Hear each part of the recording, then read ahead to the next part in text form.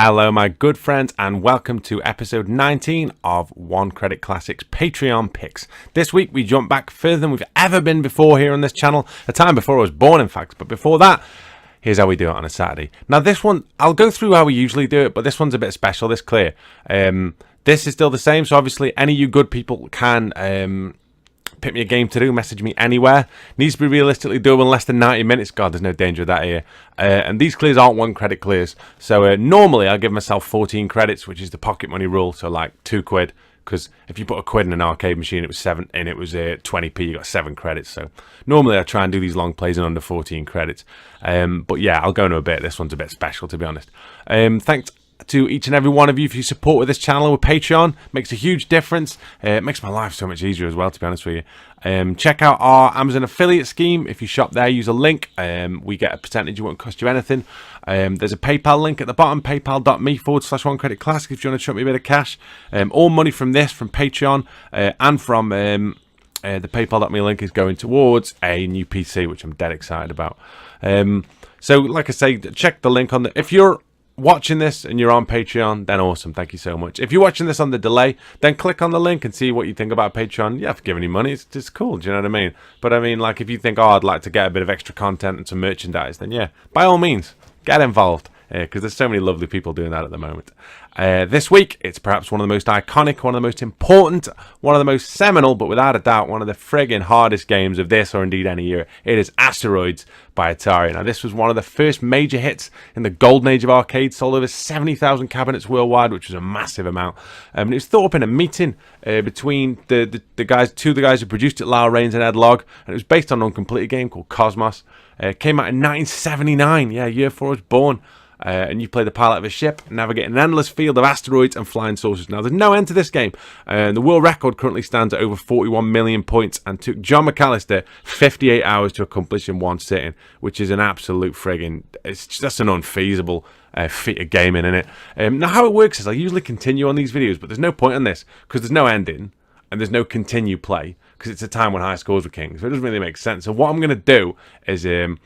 I'm going to go, I don't know, it's not a one credit clear because you can't clear it, do you know what I mean? It's just a one credit play, really. So I'll probably label it that. And I'm going to see how far I can get, which isn't very far, but it is a good laugh. Like I say, thank you everybody who's getting involved with Patreon. It's just such a cool kind of thing. This channel's growing all the time, and the dedicated few of you who are prepared to put some hard-earned dollars down to see me, in this case, really struggle with a game that's so fucking hard.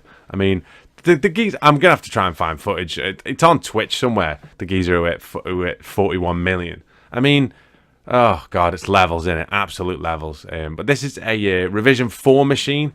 Like I say, I've got, same thing with MAME. When you get the ROM sets, generally you'll get all the ones. And this is the one that it defaults to that's got the most accurate emulation. There's probably a few details and bits and pieces they changed. I know they changed the lurking bug, didn't they? Because you could, obviously the game's all about... or a big part of the game's a high score. So what people would do is they'd get to the point where you could lurk at the bottom of the screen, just keep one asteroid alive, and then forever spawn the ships dead easily, and you could easily kill them apparently. And owners were saying, like machine owners said to Atari, you need to fix this because somebody's just put in, do you know what I mean? Put 1/4 in and is holding the machine up for hours, just sitting in the corner, just fucking killing spaceships. It's funny as shit, that is, isn't it? It's good the fact that Atari went, yeah, we'll probably have to fix that. But yeah, that's a cool kooky little piece of history. But what we're going to do now is, well, see just how far we can get on Asteroids. Let's go. Right then. Game time. So, I've got 3 buttons.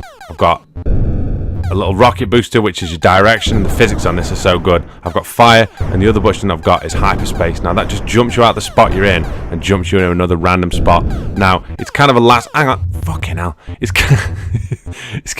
don't have a chance to explain shit, and it's already got hectic. It's kind of a last gasp kind of thing, really, because what it can do is it transports you somewhere random on the screen. It can get you out of danger, but it can equally just transport you right in the path of friggin', do you know what I mean, something else. Also, if you've been hit. Or if you hit just as you do it, you don't think you still get blown up. Right, one more. Oh, fucking hell! Come on, fucking one shot. Right. So you can see the mechanics of it all. Like you got big asteroids that go into medium asteroids, then and small asteroids. I mean, fucking hell. I should have read a lot up about strategies and stuff. I've seen so many kind of bits and pieces of videos of stuff people do, but I always do the same with Asteroids. I always just get on and fucking wing it. I'm like an arcade operator's dream in this game, as opposed to Golden Axe, where I'm the worst fucking nightmare. Or Ghouls and Ghosts. But, come on. Yeah, like there's so many different strategies that people kind of employ and stuff, and ways of kind of... What? Oh yeah, hyperspace there, but I already fucking died. Load of shit. Right. Come on. Right. See the thing? Fucking hell. Come on.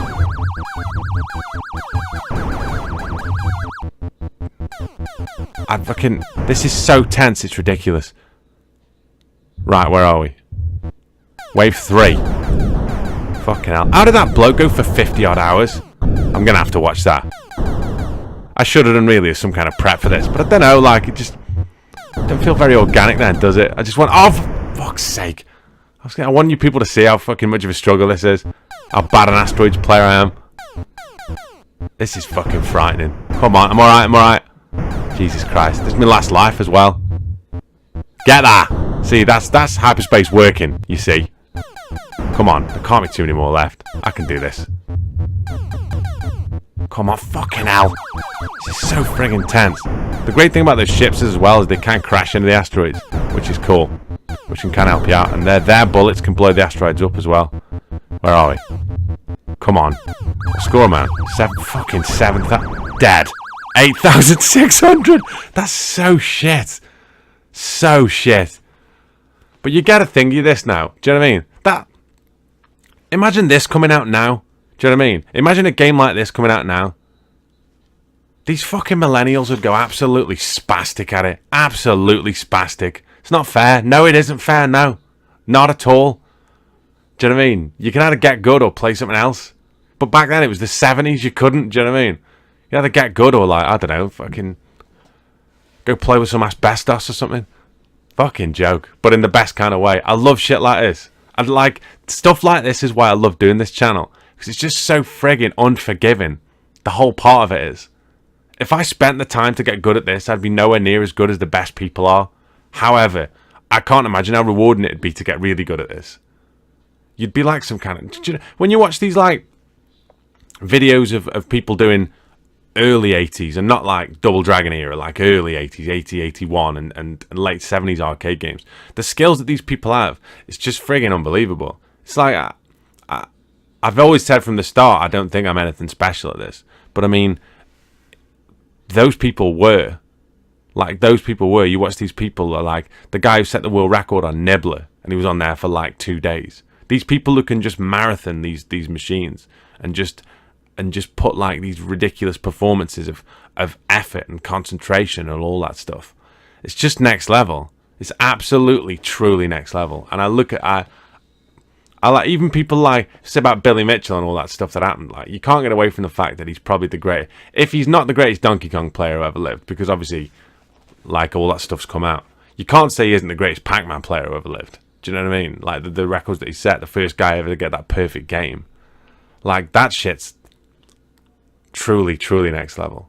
And it's only when, like, I like it, was aware of games like this, but then my good mate Dave said about King of Kong, and I'd never even seen it, and I watched it once, and I was like, I can't stop watching this. And then I watched Chasing Ghosts, and similar thing, like, the kind of, I don't know, those guys were like heroes to average people.